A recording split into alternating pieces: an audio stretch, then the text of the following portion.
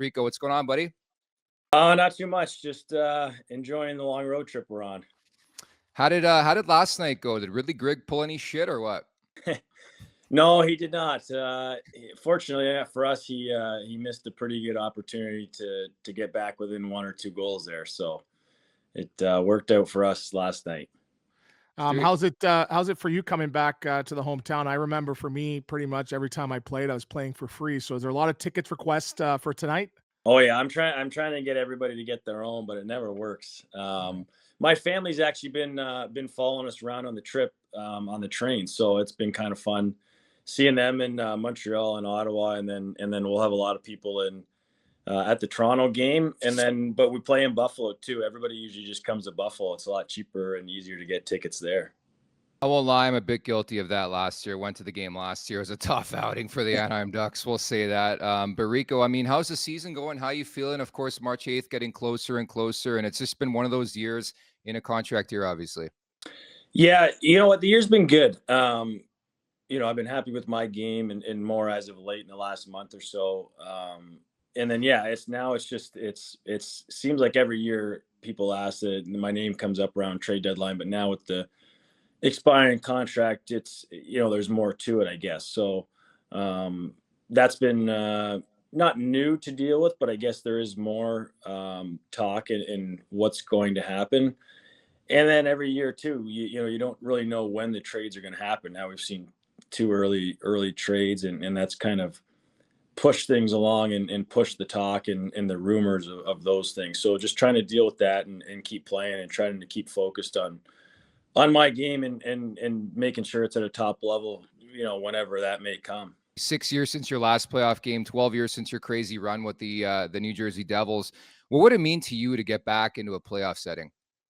Well, it would be special. I think it's, you go on that big run my first year and you think you're going to be in the playoffs every year.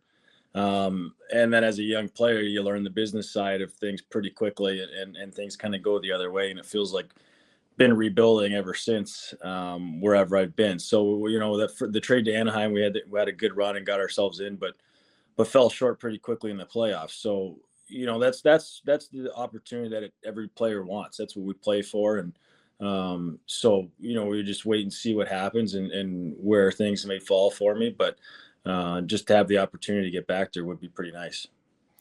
Well, that's one side of the coin, and the other one is possibly re-signing with Anaheim again. It's a good young team that's going to be up and coming. I'm looking at that D-line prospect pipeline there. It's going to be shored up probably over the next 10, 15 years. Is that something that you've possibly looked at? Is re-signing with Anaheim as a potential option? Yeah, we've talked about it as a family. That we haven't had any actual conversations of anything as far as that nature goes yet, but that's something that we would certainly be open to. And it's, when you look at it too, everybody's got a job to do. The GM's got a job to do, the coach's got a job to do, the player's got a job to do. So whether we get traded and end back up in Anaheim or sign before then, we just kind of have to wait and see. Most of that is out of my control, so it's kind of the waiting game right now, and you'd certainly love to be a fly on the wall with the GMs, but that's not for us right now, and that's not part of my job as of now. So yeah, it must be such a fascinating feeling. Like, are you nervous? Are you anxious? You want to get this over with? Like, obviously lots happening in your life right now too. yeah. Well, it seems like everything happens at once, and we're expecting another little one March 3rd, so that kind of throws a wrinkle in our plans. But outside of that, we've kind of prepared as best we can as a family and for what we need to do. And it's, it's not something that's crept up on us. It's something all season that we've known about and is coming. So we've taken, most of the precautions that we can. And like I said, it's, does the trade happen March 8th at 2:00, or does it happen tomorrow? Like, we don't know. So we just try to prepare and try to stay focused mentally and really just control what we can control. And that's kind of just how we take it day to day. Sometimes it's you think about it a little more, and sometimes you try not to think about it at all.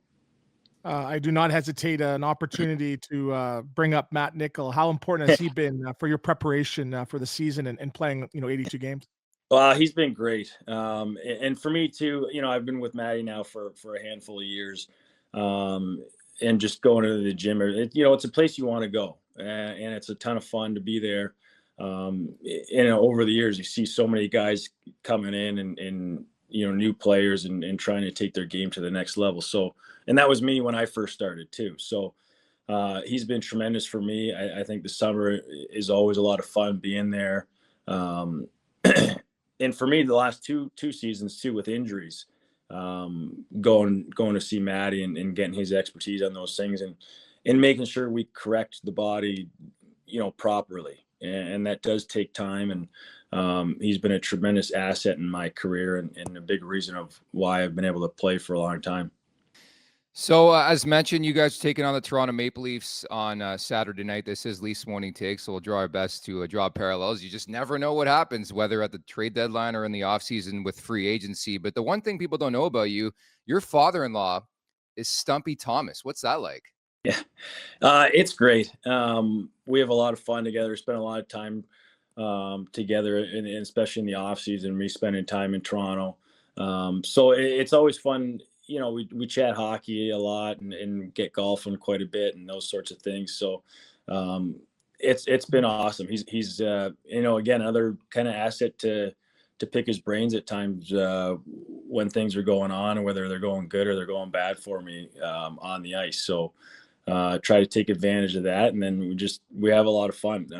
It's been great seeing him become a grandpa, and something that he loves a lot. And they've helped out me a lot when I'm away and don't have to worry about things.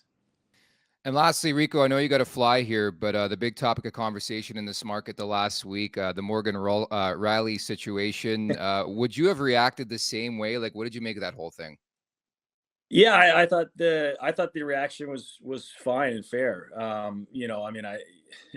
Maybe the cross check to the head and in the 5 games is kind of its own thing, but I think there rightfully so should have been a reaction. Whether it was too much or whatever, you can just argue on end, I guess, for that. So it's funny, all this happens on our Canadian road trip, and I've seen more talk about that than I've seen a lot of hockey talked about back in Anaheim all season. But I think it is what it is. Now we have to take advantage of him being out of the lineup for our game tomorrow. Make sure to check out more of our content right here on the Leafs Nation YouTube page. We got long form interviews, we got clips, we got epic rants by Jay Roseau. We simply have it all. And don't forget, you can find out much more at theleafsnation.com. Thanks so much for watching.